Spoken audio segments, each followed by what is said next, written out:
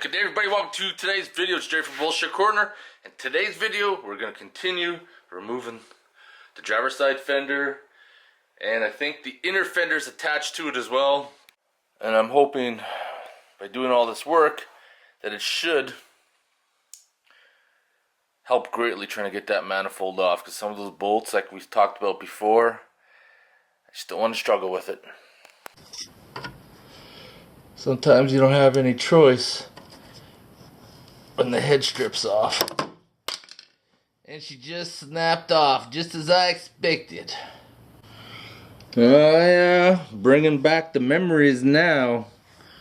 Back in the day, pretty much all those nutserts to hold the fender flares on all shit to bed. I remember I had to weld in little nuts, and here I am repeating the same story with them breaking off.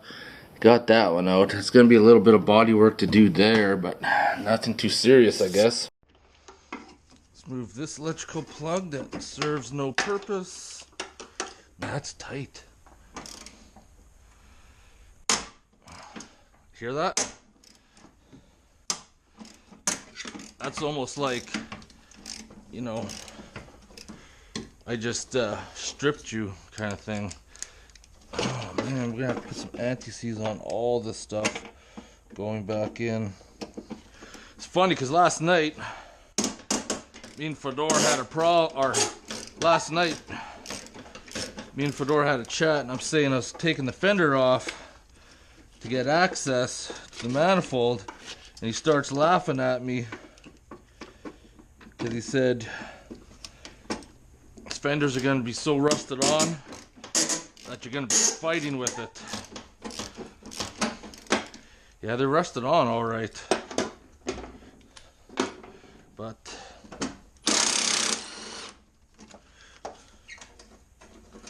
I'm hoping for one this tray will come out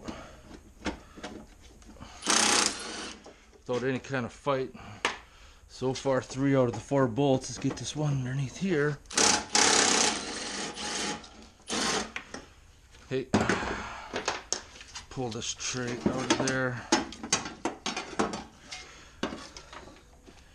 So since I don't know when we're gonna get back to this, because there's a lot of things going on right now, and this Jeep's gonna be in this state of affairs for a while. So let's go tray bolts. I should remember that. About a month or two. These ones here should come off pretty easy. Holy shit! Holy fuck me! What would Jesus do in this situation? In this situation, he said get the big guns. Oh, that one broke off. Snakes a little while ago, and they'll come in handy for this type of shit. So I'm just gonna wrap it on there, then I'm just gonna pull it across, and then it keeps everything away. These lower ones, I feel the struggle.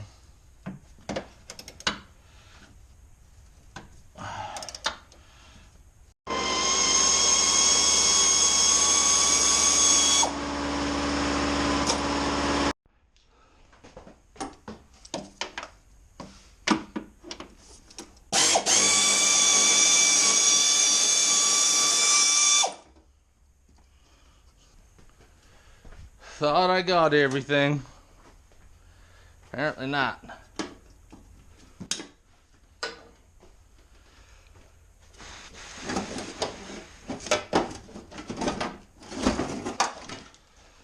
Here we go. Well, that's taken care of, but doesn't bring me any closer to what I want to do. It did reveal a few things I didn't want to see. Just adding more work to this project. Bottom part of that fender starting to rust out, and you can see all the rust in there. We're gonna have to take care of that. Most likely gonna have to pop off the other side fender too while we're at it, because there's a bunch of shit we're gonna do. Probably gonna color match the paint and rocker line it after everything's fixed up. So,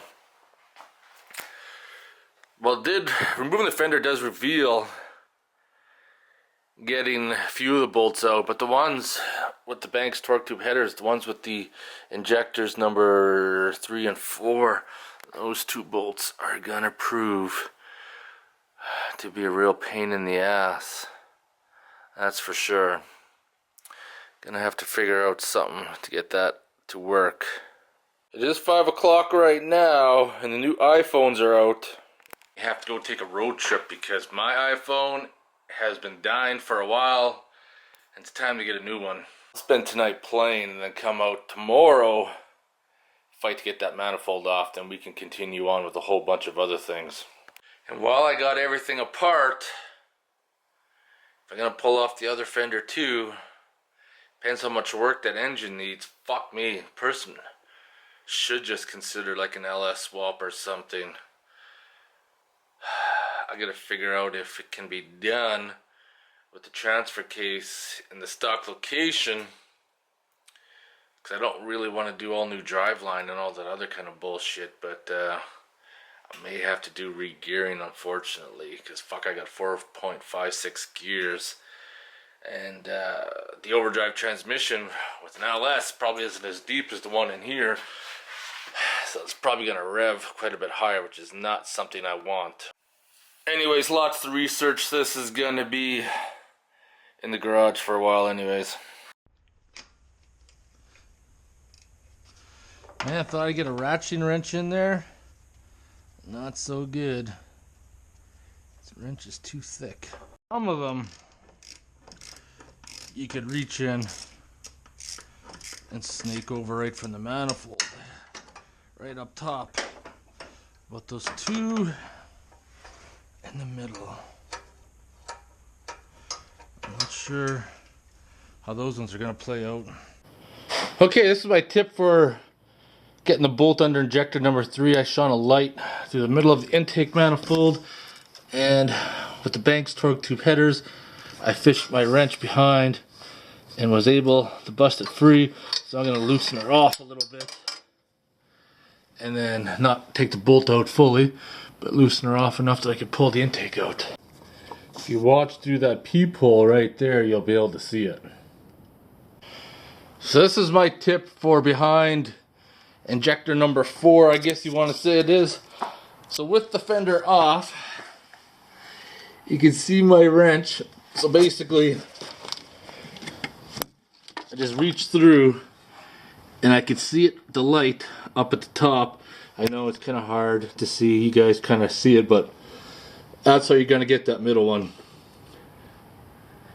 It's a little harder to do it from the bottom because you're reaching up.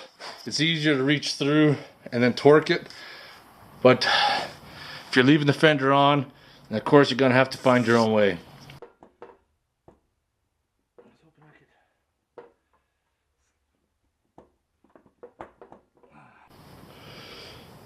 So I stand corrected.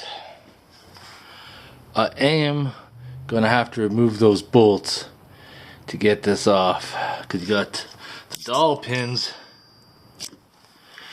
underneath there that the manifold rides on.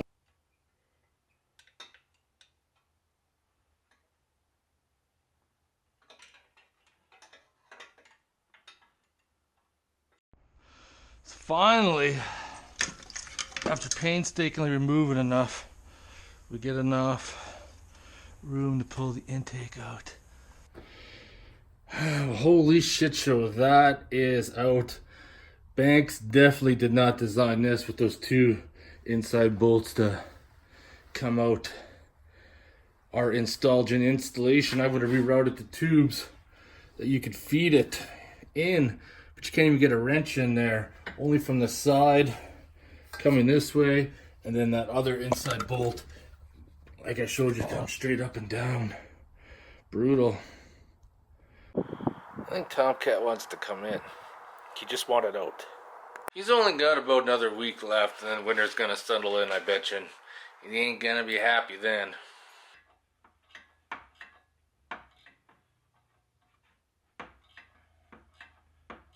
Alright. Header should just lift off and out.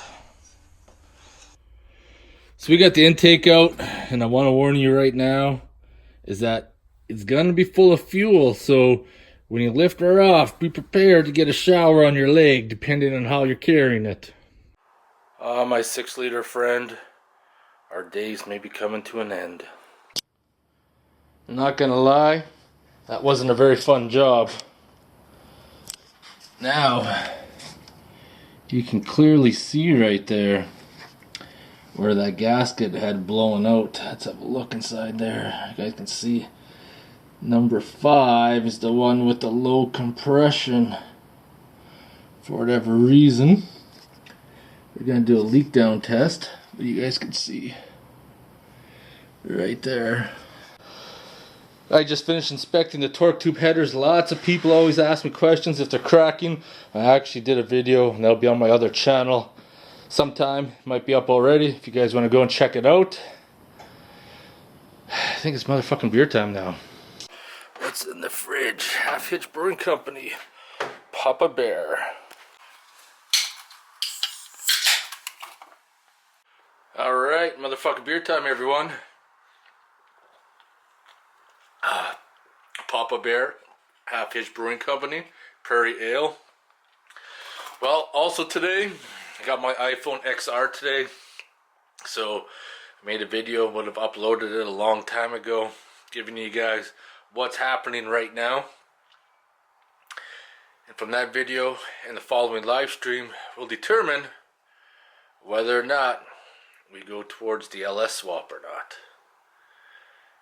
Really don't want to be fixing this boat anchor. I mean, doing an LS swap in the end will cost quite a bit more money, but it'll still be fun. I don't know. Decisions. You guys got to help me decide. But by now, we already know the answer. Anyways, motherfucking beer time. If you guys have any questions or comments, post them below. I want to thank you guys for watching this video.